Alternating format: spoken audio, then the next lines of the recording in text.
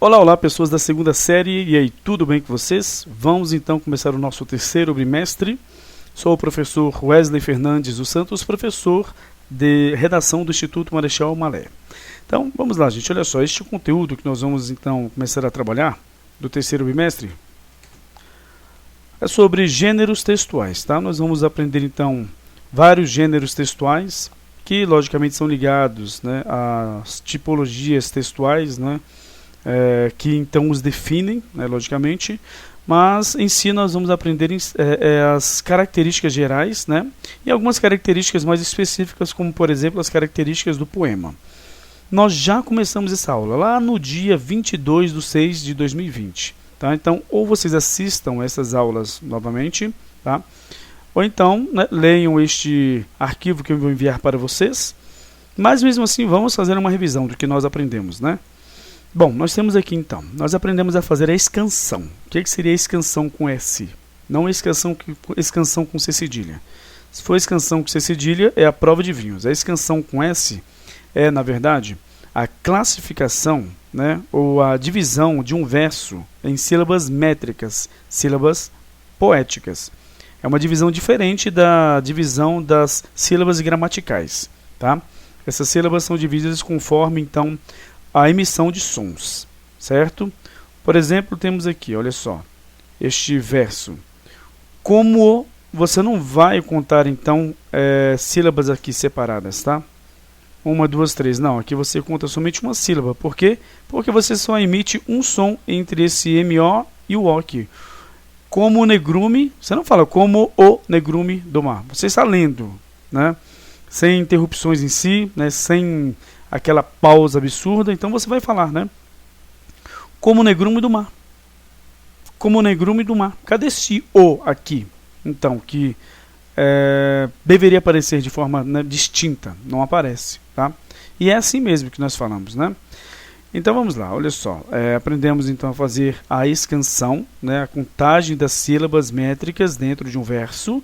Nós também aprendemos o ritmo, né, ou seja, as sílabas tônicas, elas vão ser dispostas em, vamos colocar assim, em sílabas fixas, né? E essas sílabas vão se repetir em todos os versos. Vamos ver isso melhor daqui a pouco, tá? Na prática mesmo. Bom, além disso, nós aprendemos o que é poesia, o que é prosa, o que é verso, estrofe, e aprendemos também, né, como eu já falei, o ritmo, né, que é a distribuição melódica das sílabas tônicas, né, que torna agradável, né, a leitura, né, do verso. Porque quando você tem, por exemplo, a distribuição exata, por exemplo, de todas as sílabas em todos os versos, tônicas, as terceiras sílabas, né? Todas elas tônicas, e, por exemplo, a sexta e a nona, né? Então você vai ter uma, vamos colocar assim, uma cadência, ou seja, você vai começar a ler o poema e ele vai ter, né, uma entonação na mesma sílaba ou nas mesmas sílabas em todos os versos, o que vai criar o quê? Vai criar uma melodia, certo? Então, vamos lá, sílabas métricas, nós já aprendemos a fazer a contagem, a divisão. Agora nós vamos aprender a classificar o poema, aliás, na verdade o verso, conforme o número de sílabas métricas ou que também são chamadas de sílabas poéticas.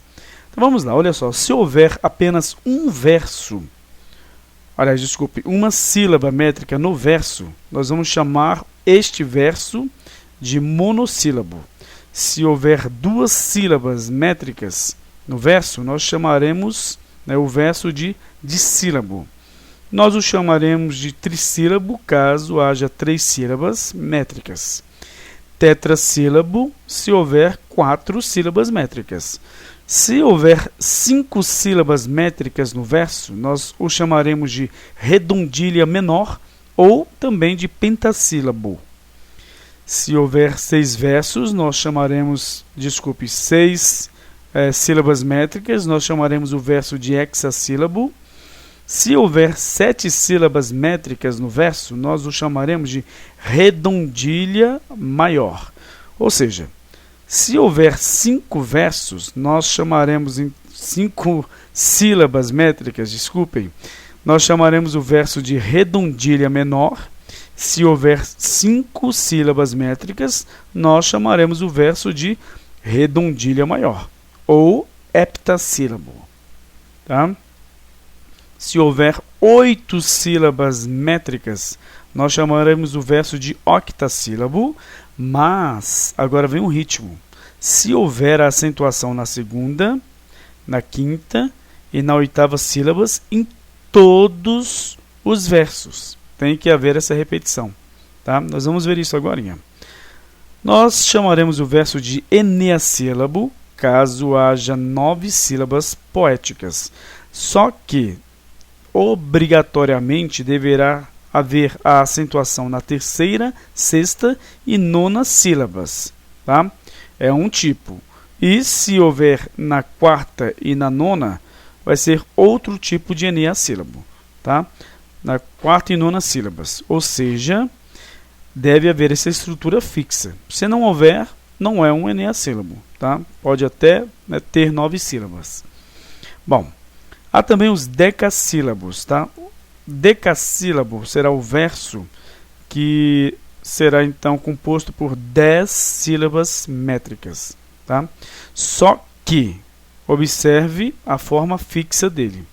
Se houver acentuação na quarta, na oitava, na décima sílabas, e aí ele vai receber o nome de decassílabo sáfico. Se houver acentuação na sexta e na décima sílabas, ele vai ser chamado de decassílabo heróico. Se houver acentuação na quarta e na décima sílabas, mas com uma subtônica, ou seja, um acento secundário na oitava sílaba, nós o chamaremos de decassílabo imperfeito. Observe que ele é muito parecido com o sáfico. Tá? Só que em vez de haver aqui uma sílaba tônica, vai haver uma subtônica. Tá? Ou seja, uma sílaba que não vai ter tanta força em si. Certo?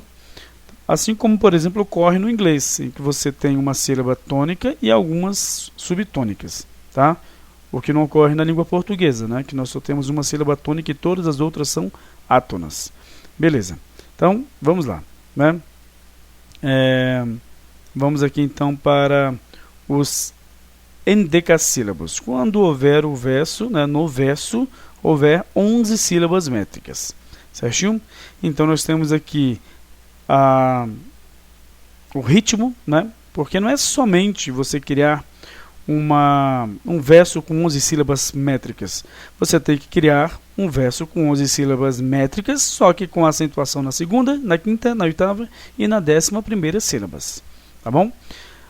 E por fim, há o dodecassílabo, ou seja, quando então o verso tiver 12 sílabas métricas, tá? E aí ele vai ser chamado de alexandrino, certinho? Só que se houver acentuação na sexta e na 12ª sílabas, vai ser chamado de alexandrino clássico. Se houver acentuação na quarta, na oitava e na 12ª sílabas, ele vai ser chamado de alexandrino romântico. Caso haja uma acentuação diferente destas duas, na segunda, na quinta, na oitava e na 11ª, no caso alexandrino clássico, desculpe, exatamente, no clássico, e se houver então, aliás, o romântico, desculpem, confundi, e houver na então sexta e 12ª sílabas, métricas, o clássico, se for então uma acentuação diferente destas duas, então ele vai ser chamado de alexandrino moderno, certinho? E por fim, ao verso bárbaro, ele vai ter mais de 12 sílabas métricas, em tal verso. Certinho? Então vamos ver como é que funciona a contagem das sílabas métricas e também o ritmo, ou seja, as sílabas tônicas dentro destes versos. Vamos pegar aqui então o eneassílabo com acentuação na quarta e na nona sílabas. Temos aqui, na tênue casca de um verde arbusto, tru não. Então vamos ver aqui, eu já fiz até a escansão aqui, Tende a haver na quarta e na nona sílabas, tá? Primeira, segunda, terceira, quarta, está correto? Então, quinta, sexta, sétima, oitava, nona. A última não conta, você só conta as sílabas métricas até a última sílaba tônica, ou seja, da última palavra. Observem aqui que a separação silábica, né, juntou essas duas palavras, ou seja, você não vai separá-las. Por quê? Porque você só emite um som quando você, então, lê o verso. Então, cuidado que a separação das sílabas tônicas, ou seja, tônicas não, sílabas métricas são diferentes, né, essas separações das das sílabas gramaticais. Aqui então temos D1 e verde. Ó, na tênue casca de um verde arbusto. Você lê tudo junto, né? Então você não faz a separação. Porque se você separasse, por exemplo, aqui, vamos lá. Você teria então a acentuação na primeira, segunda, terceira, quarta, aqui tudo bem, estaria correto, mas aqui seria quinta, sexta, sétima, oitava, nona, décima, décima primeira, e a acentuação fixa aqui, ó, é na nona, certo? Estaria incorreto. Então, o poeta, então, quando produz o seu verso, ele leva isso em conta, né? Muito complicado, muito difícil, né? Produzir um verso com essas características fixas, tá bom? Então, continuando aqui, nós vamos ver agora a classificação da estrofe conforme o número de versos, tá? Então, a estrofe é um conjunto de vários versos. Classificam-se em... Então, temos a estrofe, né, que tiver somente um verso, vai ser chamado de monóstico. Se houver 2 versos, dístico. 3, terceto. 4, quadra. 5 versos, quintilha. 6 versos, sextilha ou sexteto. 7 versos, septilha ou sétima. 8 versos, oitava. 9 versos, nona. 10 versos, décima. Tá bom? Então, nós vamos ver inclusive aqui algumas características, né? Ou seja, nós vamos ver na prática em si, e aí nós vamos contar aqui os versos para classificar a estrofe.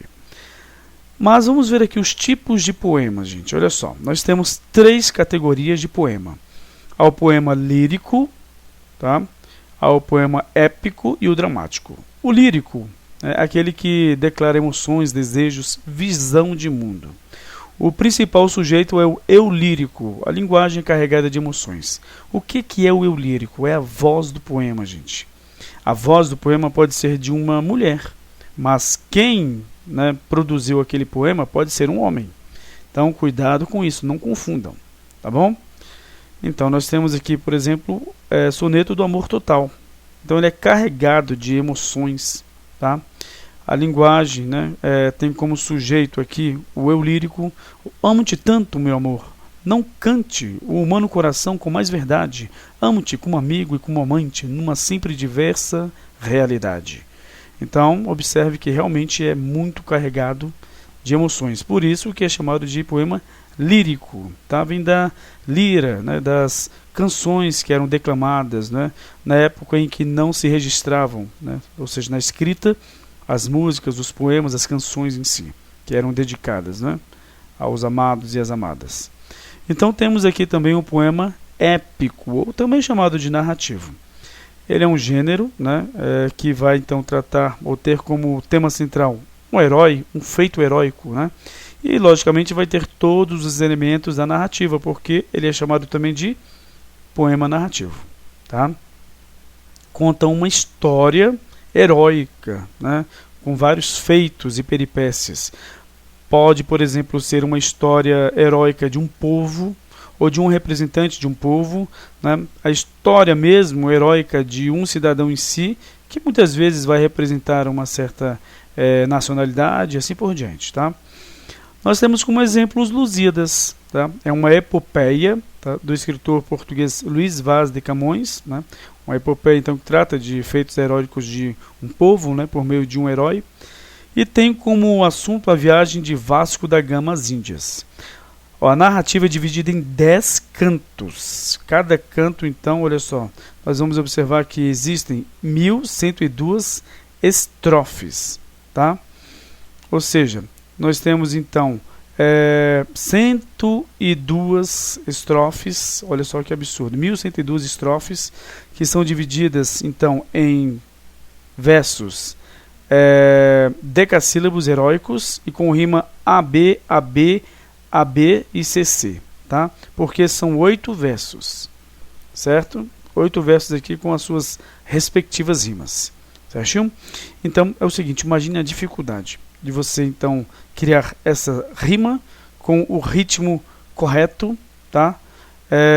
E também, logicamente, com o mesmo número de estrofes. São 8, tá? Aqui 1, 2, 3, 4, 5, 6, 7, 8. Então, tá aqui os exemplos, né? O exemplo dos Lusíadas.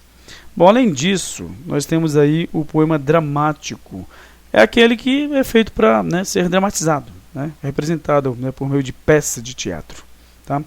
Ele é acompanhado, por exemplo, de muitas vezes instruções, né, que vão então fazer com que haja essa representação teatral, tá? Seria então uma peça, né, cuja fala ou se dá de forma, né, em poema, né, da forma de um poema. Temos aqui o exemplo Morte e Vida Severina, tá? Então eu não vou ler tudo porque não temos tempo, né? De João Cabral de Melo Neto. Bom, nós vamos ficar por aqui. Na próxima aula nós vamos começar a estudar a rima, certo? E depois nós vamos para vários gêneros textuais, como o conto, como a novela, né? O romance. Vamos ver as características de cada um, né? E em si conseguir então identificá-los, né? Porque é muito importante, devido a que também cai, né, muito nas provas do Enem.